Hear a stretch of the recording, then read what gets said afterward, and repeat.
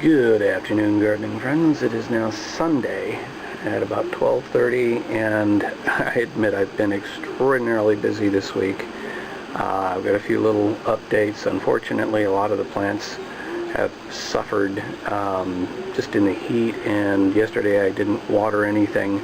But then, on the other hand, I kind of want to get the root systems to grow a little deeper, trying to encourage them to grow deeper, but there's one plant that's looking like pretty much a loss at this point.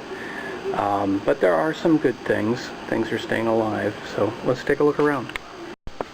First, we have the heat-tolerant tomato, which is actually doing quite well, which does attest to its ability to survive the heat, both just the weather and the heat coming off the air conditioner. So I'm happy with that. There's plenty of flowers on it. I haven't quite seen fruit growing yet, but it's holding up, and that makes me happy. Below it, I've actually got strawberry plants, and I had a few little strawberries off of it yesterday.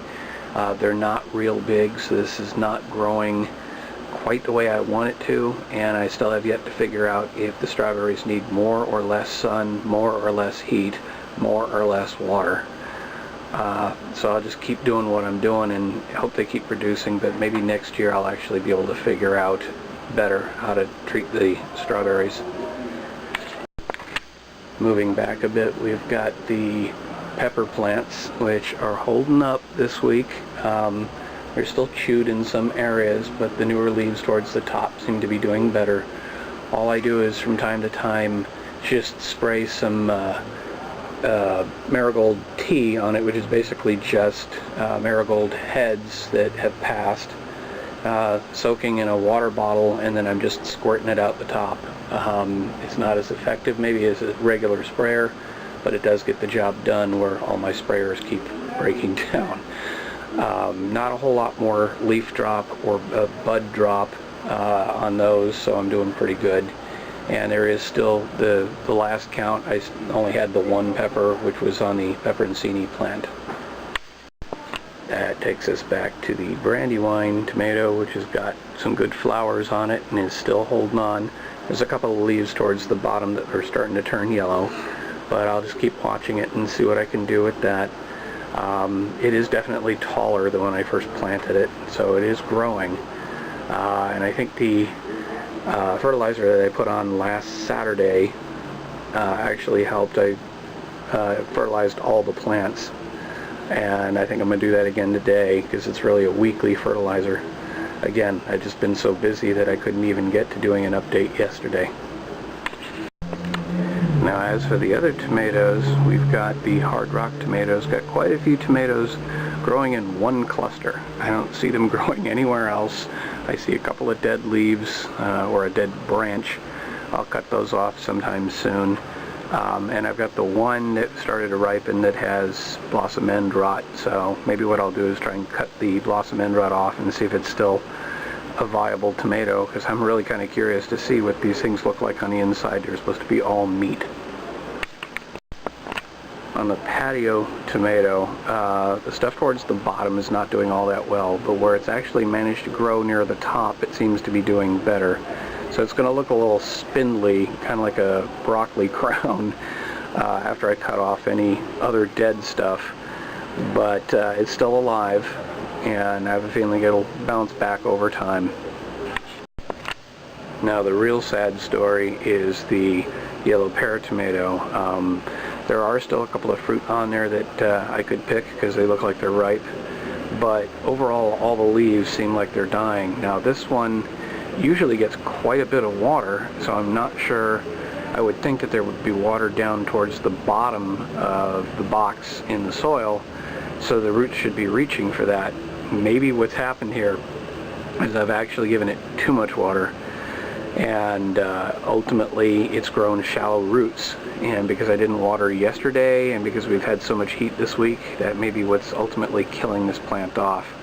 It's not looking good. We'll watch it and we'll see what comes of it for the next episode. While we're still on the patio, let's talk about the vermiculite experiment. Again, this week, neglect. Sometimes that happens. You just get so busy. Granted, watering would only take a few minutes, except that I've got so many plants around here to be watered. So trying to keep on top of all of it does take me a little bit of time, probably spending 20 minutes to a half hour every day trying to water plants.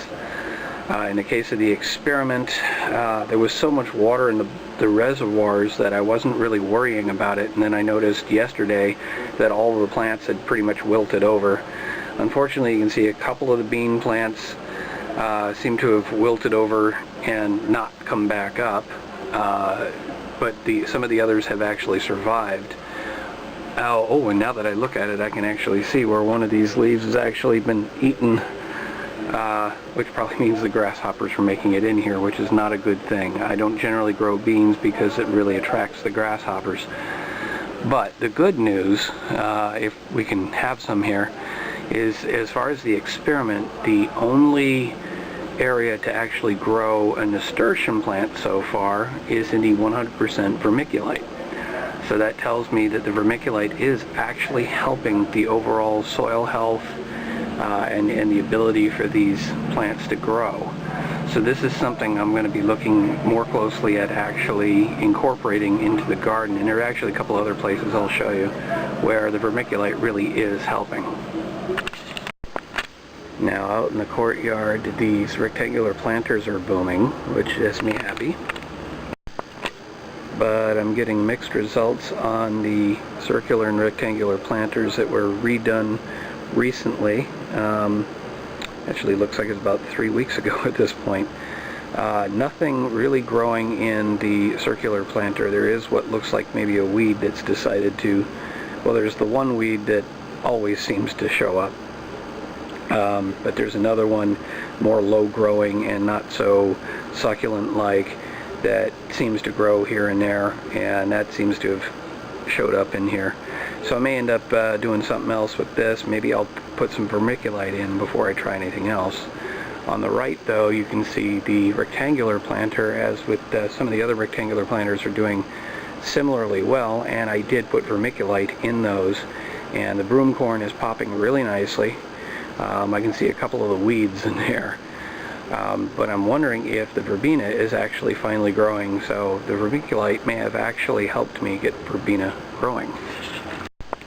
There is a little more progress in these planters, although the one on the right, circular planter, planted the same as the one you just saw.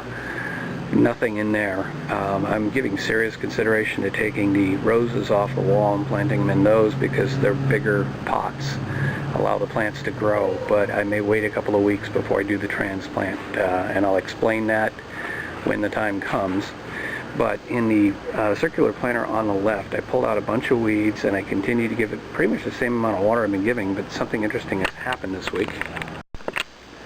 I don't know how well this is going to come through in the picture. I'm hoping you can see the head at the top of the broomcorn stalk here.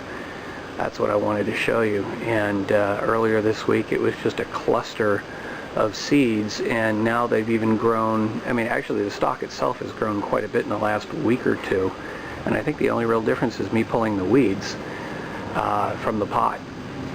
So those weeds were probably sucking up key nutrients that this needed. That, or it's just been the sun, crazy hot weather we've had the last couple of weeks. But the individual seeds, or the cluster of seeds, have now grown out and up. So we're getting what would actually form the little strands that you could make a broom out of. So I'm just really happy to see it growing that well, and I've got broomcorn in some of the other pots and planters that I put around here, and that's starting to pick up. So it looks like I kind of picked the right time to plant broomcorn. Now this here is a key example of the vermiculite actually working in my favor. I mixed the vermiculite into the top inch or so of this particular pot and put forget-me-not seeds in there, something that I've never really been able to grow before. And I can see a real cluster of little seedlings there, so that has me happy. I'm looking forward to seeing forget-me-nots, or not forgetting them.